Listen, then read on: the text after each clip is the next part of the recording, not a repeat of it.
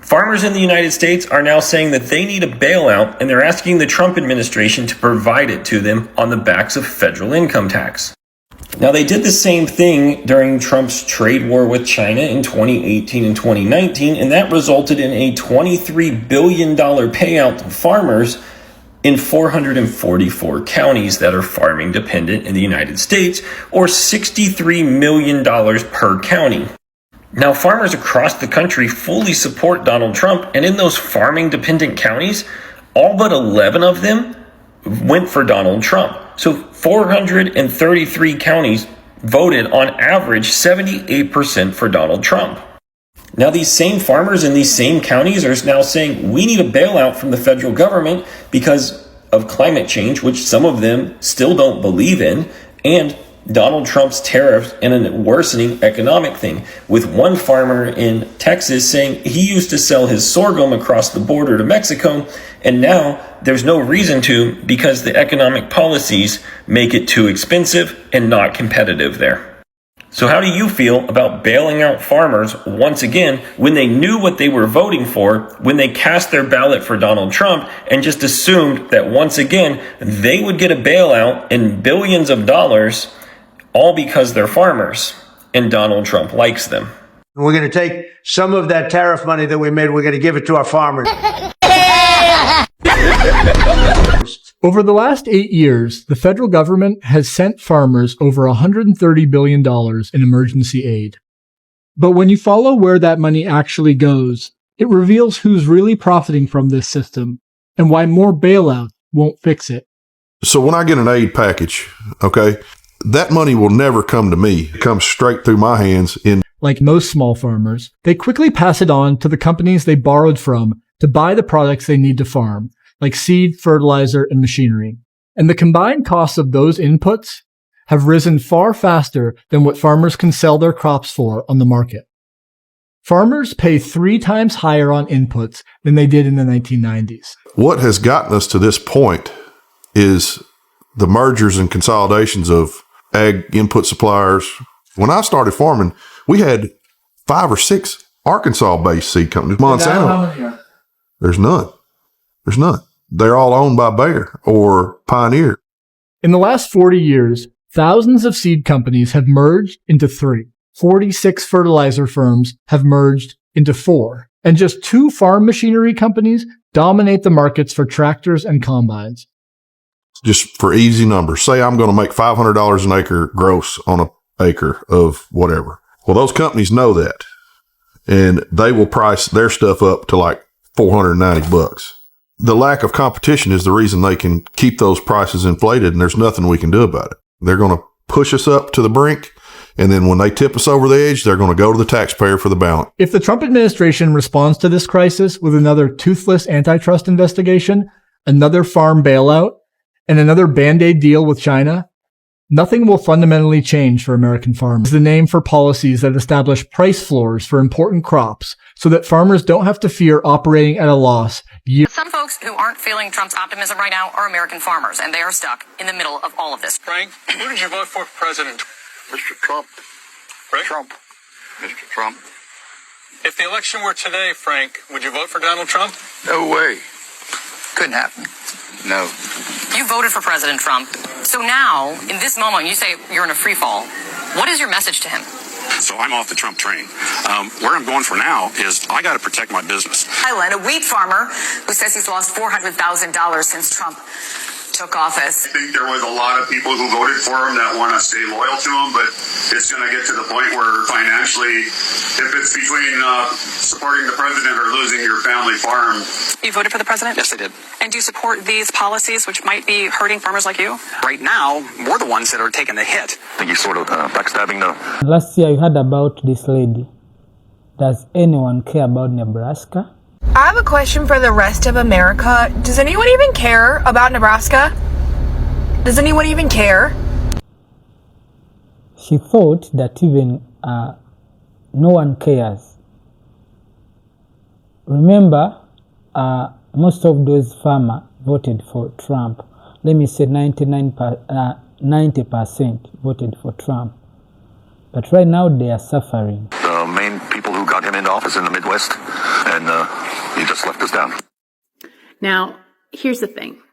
There are some people on this app that are calling for us to have empathy for these farmers. They have empathy for these farmers that were MAGA supporters and ignored all the other red flags and all the other signs and all the bad things that Donald Trump has done. And then for us to have empathy for them. I don't want them to lose their farms. I don't want people to go hungry. I don't want the people that are going to be affected by this most, which are lower income, single mothers, people like that. I don't want them to have to suffer for the consequences of these men and their actions. But let's be honest. Sometimes you have to learn the lesson the hard way. And that's what they're doing right now. They are learning the lesson the hard way because they didn't listen to every single person out there that was screaming from the top of their lungs, saying how dangerous this man was, talking about Project 2025. They ignored the fact that he's a felon. They ignored the fact that he is a man who has assaulted women. They ignored those facts. They didn't care about that. And they let billionaires take over. So for now, no, I do not have empathy for them. Maybe I will in a week or 2 weeks, but right now I don't. I have empathy for the people that will suffer because of their actions. What do you guys think? All my love. Do you remember last year, Donald promised to bail out farmers? Instead, he bailed out Argentina farmers. So up to now, farmers, they haven't received anything. And right now they are losing everything. They are going bankrupt. America's soybean farmers are in a world of hurt. They're going to lose their farms and their livelihoods, and they did it to themselves. And now they are begging, pleading, oh, help us. We punished ourselves because we thought Donald Trump was only going to hurt the right people, not us. We thought Donald Trump was going to hurt women and black people and Latinos and immigrants and the homeless and LGBTQ. We never thought Donald Trump would hurt us, even though Donald Trump told us on the campaign trail that he was going to raise tariffs, even though Project 2025 explicitly lays out the tariff plan and the plan to bankrupt soybean farmers all across America so that they can buy their land for cheap. Oh, yeah. And Vice President J.D. Vance owns part of an app to help buy up the bankrupt land. Come on, get real. You were either willfully ignorant, dumb, or both, America's soybean farmers. What I don't hear is contrition. I don't hear the man who was on MSNBC this morning, Scott Brown from Arkansas, soybean farmer, who's going to lose it all. I didn't hear him say, I made a mistake. I didn't hear him say, really, I knew, but I just thought it would turn out different because he didn't say, I'm going to do something different now. He didn't say, I'm going to vote against Trump. He didn't say he was even going to start voting in his own self-interest. He's just begging for a bailout because that's what we've been doing for 100 plus years in America is bailing out our farmers. They don't deserve it. They don't need it. They can live with their decision. They can also come to the right side. And they could admit that they made a mistake, and they could admit that racism is expensive, and they could admit that they're not going to be racist and bigots anymore, and that they're going to put not just their self-interest, but everybody's self-interest ahead of Donald Trump's and MAGA's and Heritage Foundation's. But can they do it? Will they do it? Because the rest of us are waiting for them. We are here, open and willing for them to take the right step and to show their humanity. No fear, only love. So the guy decided to invest the bailout money into Iran war. Tell me what you think down in the comment.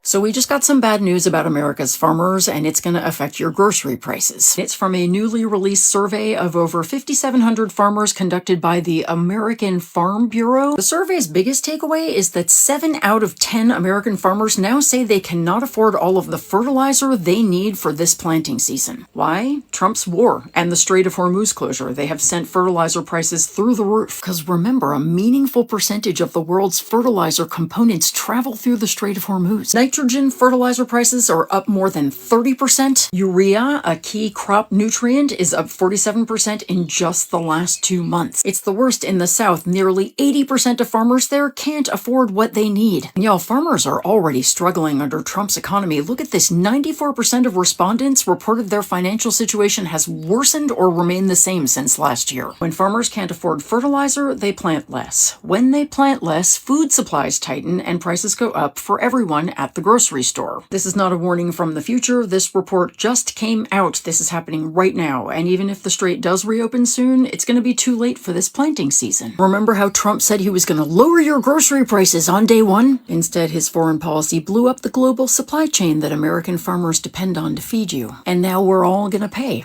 literally. What this one is saying farmer wants trade, not aid. I'm asking you, my viewers, do you think it's right for the government to get taxpayers' money and bail out farmers? Tell me what you think down in the comment. So we're going to lose probably about $2 a bushel this year. And how much does that mean overall? That means a lot. It means we can't sustain that kind of loss for a very long of a time period without going under. I mean, I want trade, not aid. I need a market. I need a place to sell this stuff. When we had USAID, we provided 40% of the humanitarian food for the world. That's all grain and food bought from farmers, from vegetable farmers in the United States to row crop farmers and grain and everything. So we abandoned that deal, and China accelerates theirs. So now I've got a tariff war that's killing my market. We don't want the aid. We want the trade. Farmers are finally getting their bailout. Well, at least the fourth one that's been promised to them this year that's never happened.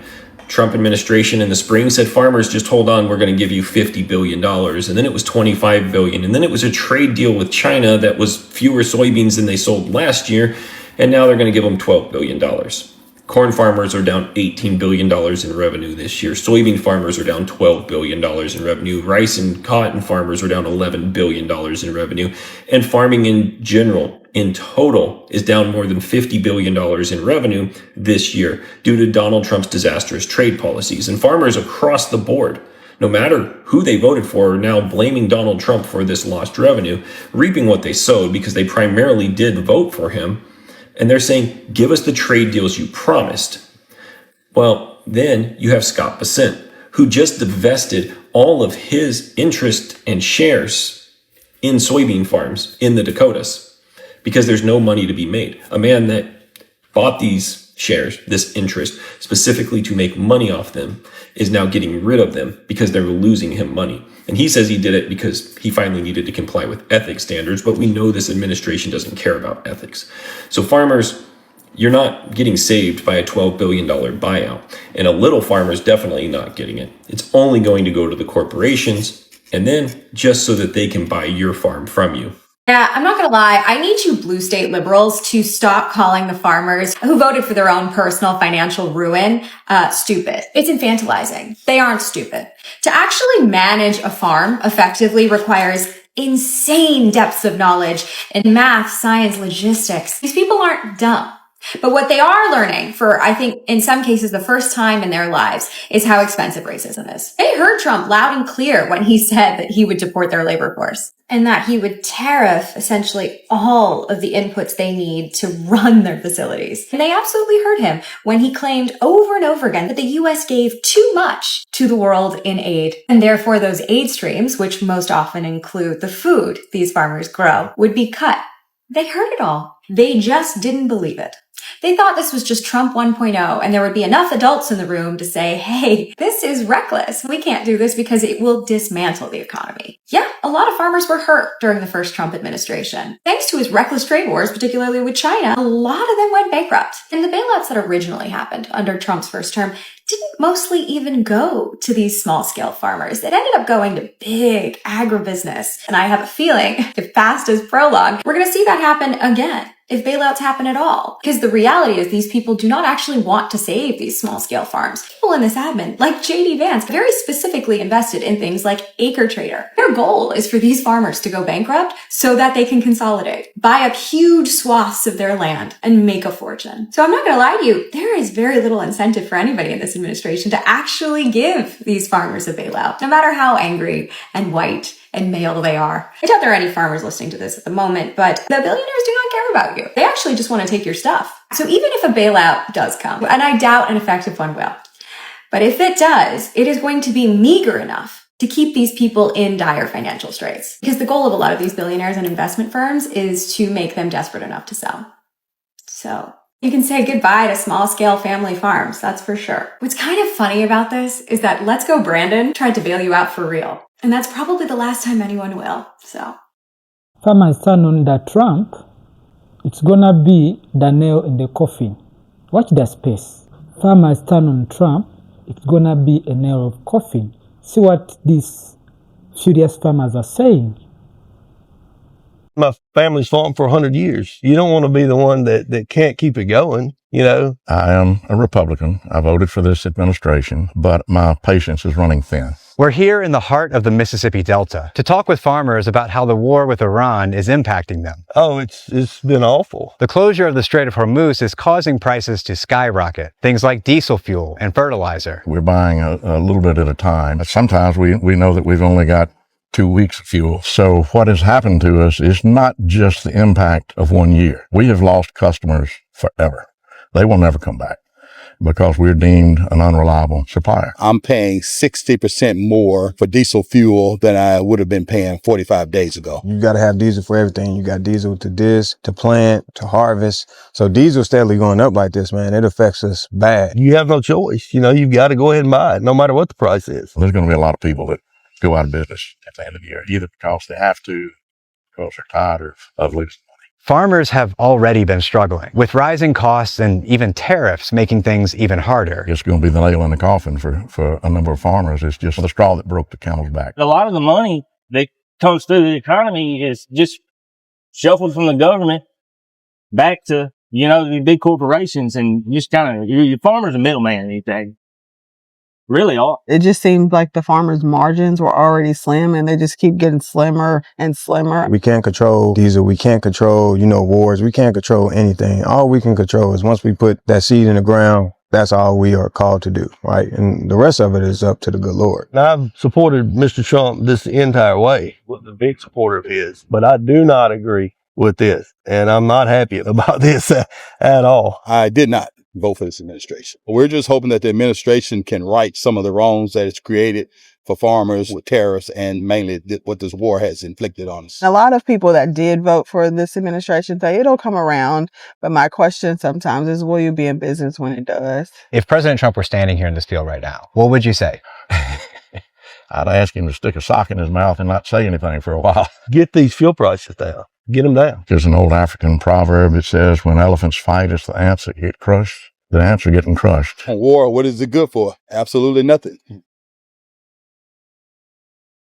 And to harvest. So diesel steadily going up like this, man, it affects us bad. You have no choice. You know, you've got to go ahead and buy it, no matter what the price is. There's going to be a lot of people that go out of business at the end of the year, either because they have to, because they're tired of losing. Farmers have already been struggling with rising costs and even tariffs making things even harder. It's going to be the nail in the coffin for a number of farmers. It's just the straw that broke the camel's back. A lot of the money that comes through the economy is just shuffled from the government back to, the big corporations, and just kind of, your farmer's a middleman these days. Really are. It just seemed like the farmers' margins were already slim, and they just keep getting slimmer and slimmer. We can't control diesel. We can't control, wars. We can't control anything. All we can control is once we put that seed in the ground, that's all we are called to do, right? And the rest of it is up to the good Lord. Now, I've supported Mr. Trump this entire way, was a big supporter of his, but I do not agree with this, and I'm not happy about this at all. I did not vote for this administration. We're just hoping that the administration can right some of the wrongs that it's created for farmers with tariffs and mainly what this war has inflicted on us. A lot of people that did vote for this administration say it'll come around, but my question sometimes is, will you be in business when it does? If President Trump were standing here in this field right now, what would you say? I'd ask him to stick a sock in his mouth and not say anything for a while. Get these fuel prices down. Get them down. There's an old African proverb that says, when elephants fight, it's the ants that get crushed. The ants are getting crushed. On war, what is it good for? Absolutely nothing. What do I think about the $12 billion government handout going towards agriculture? I think it's a joke at the expense of the American people. This is just a continuation of the same ridiculous policies that have been in place for way too long, supporting an agriculture based on monocropping and pesticides and herbicides and industrial agriculture. We're talking about corn, soy, wheat, and cotton on a large scale, that all of this money going directly to farmers that are growing the crops that the Maha movement claims to be trying to shut down. This is the agriculture that is the foundation of all the highly processed foods that we all know now are causing the chronic illness and all the diseases in this country. And yet the government turns around and is handing out billions upon billions of dollars just in straight cash handouts, rather than trying to actually fix the problem and create programs that are long lasting and actually help support a movement of agriculture that's feeding the population in a healthy way and healing the land. Meanwhile, they throw out little bones like, oh, we're giving you $700 million towards programs supporting regenerative agriculture. And yet that is just a fraction of the amount of money that was already going towards programs like this, like the LFPA and other conservation programs that were in the billions of dollars and have all been cut this past year. So the things that I'm hearing politicians say and where they're putting the money are two completely different things, and it can be so frustrating. So I know we're distracted by so many things, ICE being fascist, violating our rights, the Epstein files, but don't lose sight of the damage the Trump administration is doing. Rice farmers. We have rice farmers, Texas, Arkansas, Louisiana, Mississippi, who are filing for bankruptcy in record numbers. Why? Because nobody's buying their rice. Why? Because India took advantage of Trump's dumbass tariff moves, eased export taxes, and now all of Latin America and South America is buying their rice directly from India, bypassing U.S. farmers for the first time in history, actually. Yeah. And this also puts a lot of drivers who transport the rice out of business, getting let go. The transportation of rice. How about the grain elevators that store the rice for these farmers? A lot of that's contracted out, and now they're losing business. See, just the toppling, the cascading toppling of so many industries under Republican leadership. And these are all red states. Why aren't the farmers who voted for Trump talking about their plight? They're probably like, I don't know what's happening. Donald Trump is going to fix it, though. And here we are, all because they watch Fox News. Regarding all these farmers that are now crying about possibly losing their farms because they voted for Trump, this is why you absolutely should not feel bad for any of these farmers that voted for Trump. Now, the ones that didn't vote, yes, feel sorry for them, go support them, do whatever you need to do. But the ones that voted for Trump, do not feel sorry for them, and let me tell you why. I am a builder, and I've been building shit in Oklahoma City going on like 20 years now, and farmers are not stupid. If you have the ability to manage a farm and understand the weather, the climate, your machinery, the chemistry that goes into your crops, you are not a stupid person. You're just not. And especially when you come from generational farming, you have the ability to look ahead and predict what you need to survive. And so when you have two candidates where you have Kamala Harris on one side giving you a whole fucking list of shit that she's going to do for you and make your life better, and then you have Trump on the other side who can't even come out with a normal sounding sentence, and you still vote for that guy and you are a farmer, you are either racist or sexist or both. And they're only crying now because now they are being treated exactly how they voted for other people to be treated. Got that? They are being treated how they voted for other minorities, people of color, everybody else, poor people, sick people. That's how they voted for other people to be treated. And now they're the ones being treated that way by losing their livelihood, their homes, their income, their farms. So do not feel sorry for them. This is exactly what they had coming.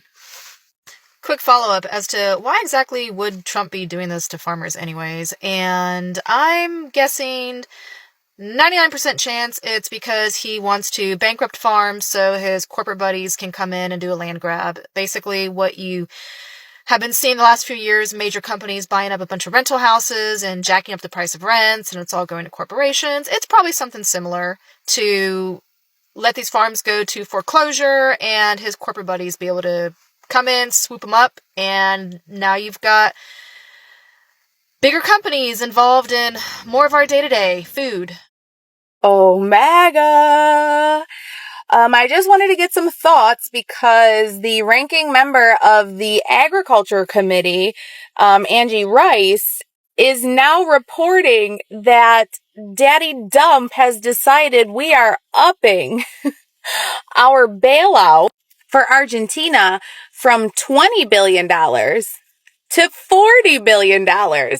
Meanwhile, our soy farmers in Arkansas and all of the ranchers and farmers in Nebraska are going broke. What happened to America first? I want some feedback. Does anybody have some thoughts they want to share? I'd love to hear how we backpedal on this one. I'm being so serious when I say this. Someone needs to plant the idea in Trump's mind that if the government is bailing out farms again to the tune of billions of dollars again, then the government needs to be taking an ownership stake in the farms. And believe it or not, small, salt-of-the-earth farmers should be on board with this plan. But nationalizing the farms, it's not without precedent. Firstly, you'll remember a couple of months ago when Trump, on behalf of the government, took a 10% ownership stake in Intel stock. Not because Intel needed a bailout per se, but he was using grants that had already been granted to or promised to Intel and instead using them to purchase the stock on behalf of the government. But also, and probably in a better example of this sort of thing was done in response to the financial crisis. TARP, or the Troubled Asset Relief Program, which is now mostly just known as the infamous bank bailout, wasn't actually just the government or the taxpayers giving financial institutions and these banks a whole bunch of money. It was actually us buying a bunch of their stocks and later selling them,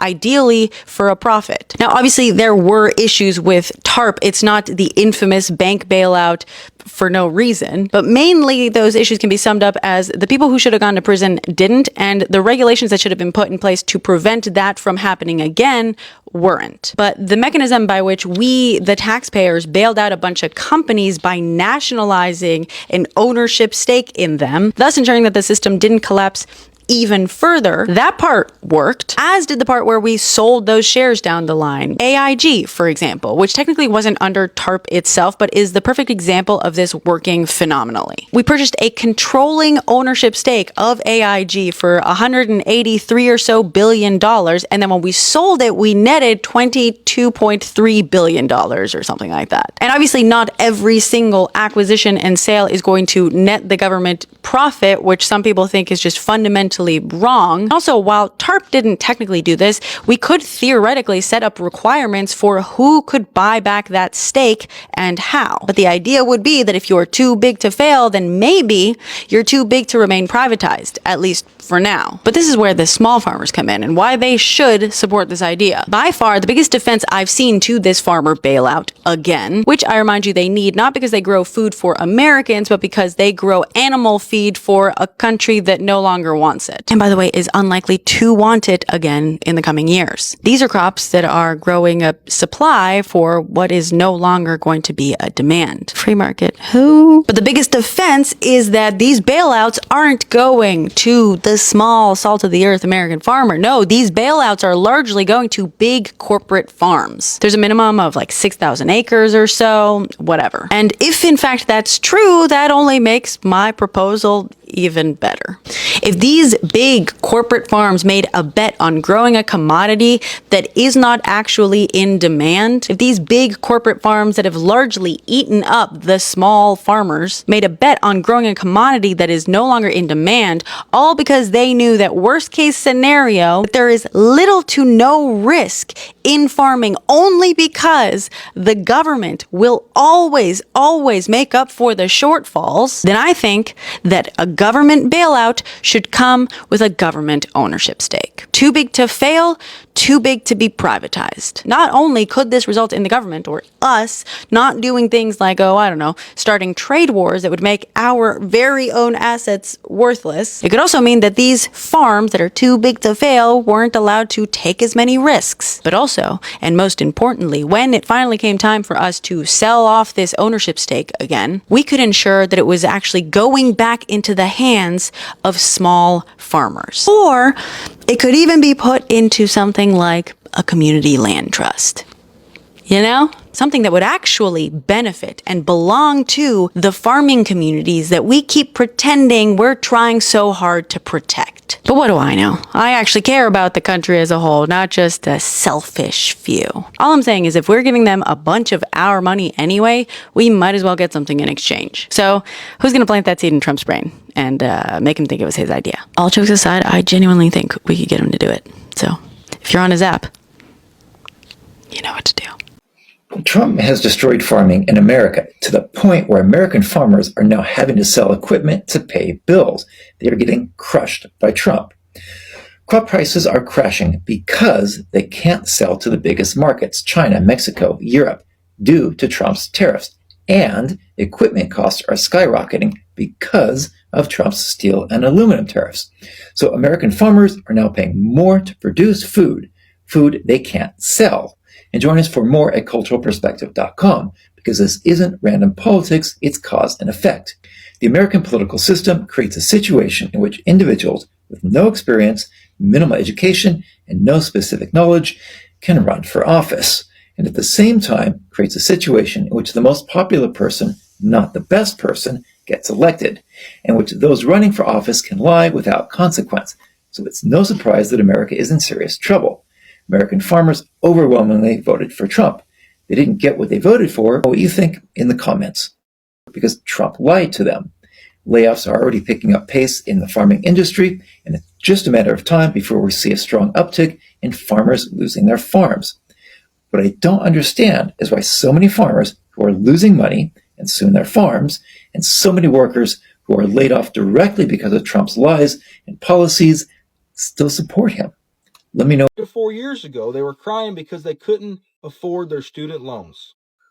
It's kind of strange, because if you're an expert in finance and you got college educated on finance, wouldn't you think you could take care of your finances in your own house? I don't know, shouldn't you be able to handle your own finances without constantly relying on Dems to give you handouts and bail you out? Recognize this guy? This is a perfect example of why people make FAFO content. This is a perfect example of why regret is not the same as redemption. You may remember this guy from a video where he was crying about losing his farm because he spent a bunch of money he didn't have because he was banking on receiving certain subsidies that he was promised promised thanks to the Biden admin. And then when Trump got into office, the guy he wanted, and put a freeze on all the aid that was going out, including the aid going to American farmers like himself, he suddenly had a problem with the whole endeavor. People, of course, understandably dragged him, made a bunch of FAFO content, and then he came out and asked people to stop, kicking him while he was down, that he was here to listen and to learn, and that he didn't know about all this Project 2025 stuff. He'd had the wool pulled over his eyes. But now he's in pain, he's afraid for his farm, he's willing to hear people out. In fact, it sparked a conversation where people were saying, let's embrace these people who are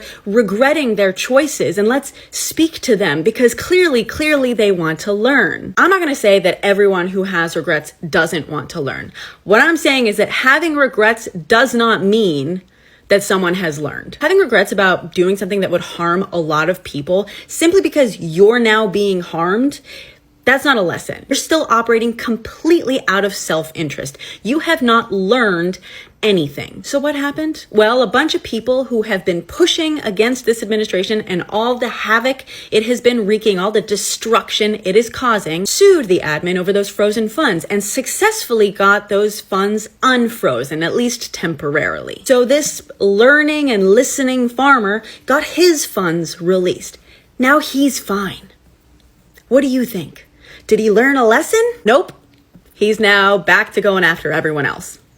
He's now back to not listening to people when they're explaining how tariffs are going to harm the economy. For example, he's now making fun of people who took out student loans. If they're bad with their finances, what are you, dude? What are you? What is your farm if it cannot exist or survive without Dems bailing it out all the time? Yeah, when things get bad for you again, no one's going to be fooled when you claim to be listening and learning. Next time it's time for you to find something out, we're going to know. If you're not out there working to undo the harm that you caused, I'm sorry. Your regret is not redemption. Explain this to me like I'm 5.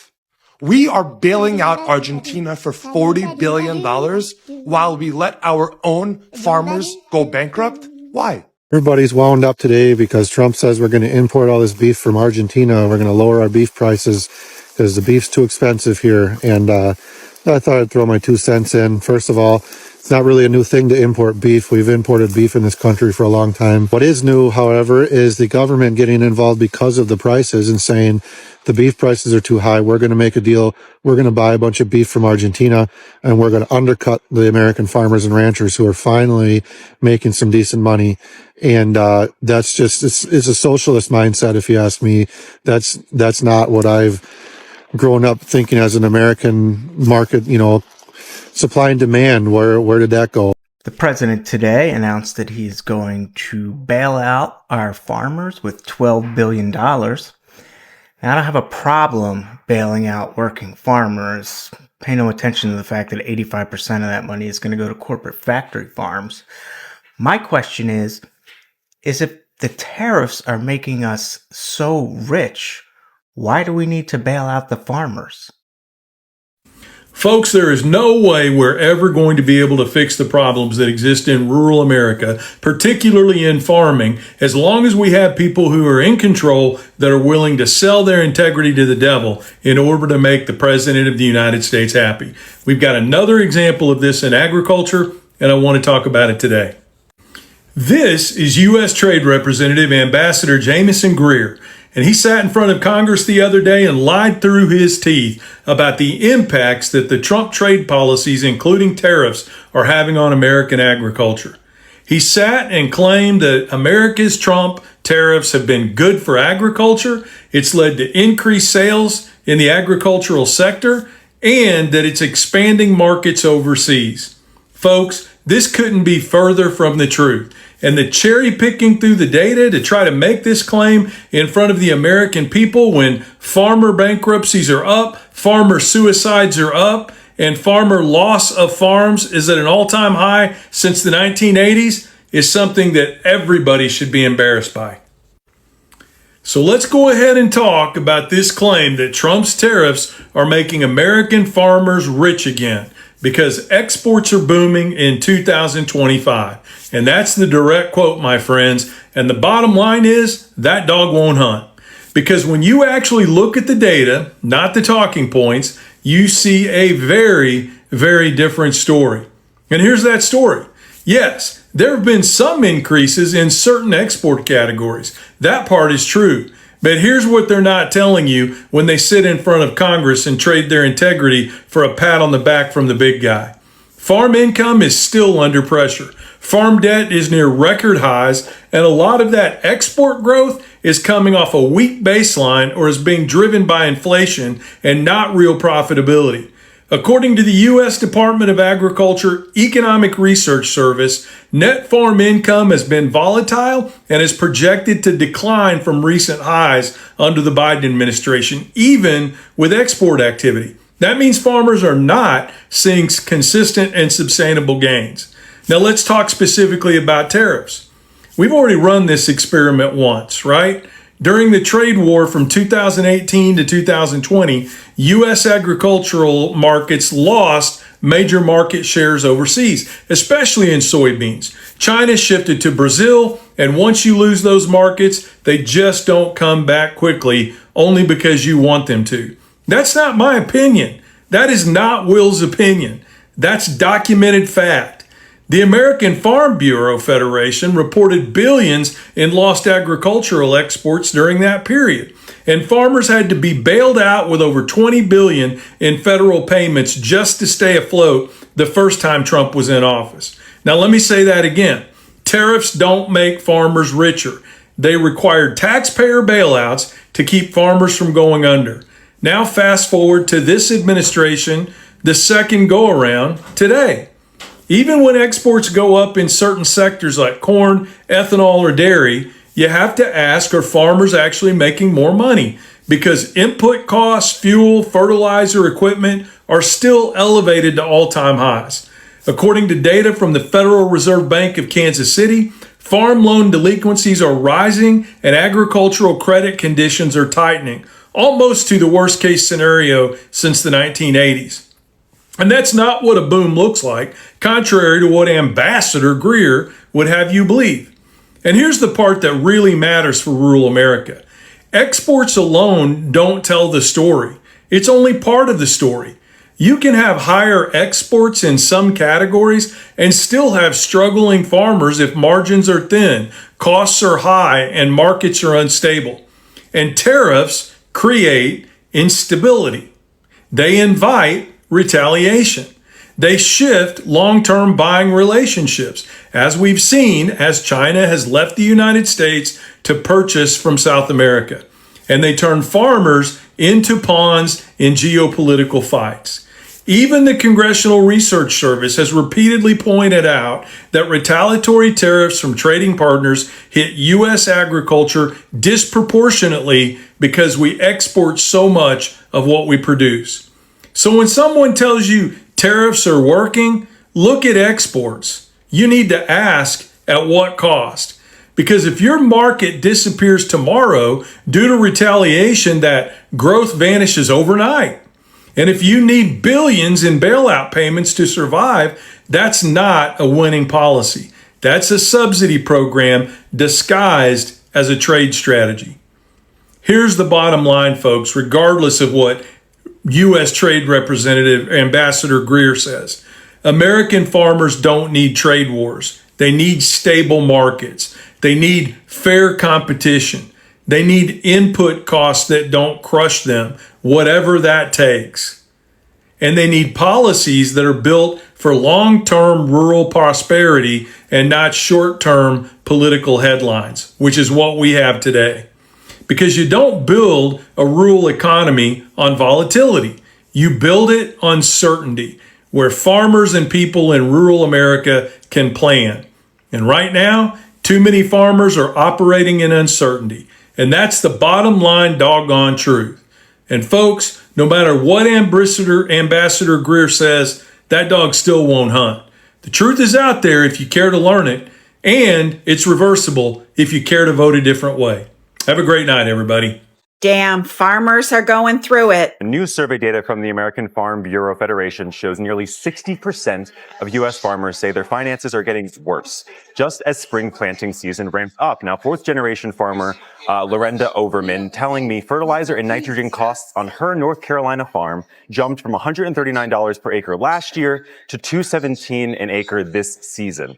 Now, the pain isn't evenly spread. Southern farmers are getting hit harder, just 19% locked in fertilizer early, and now nearly 80% say they can't afford what they need.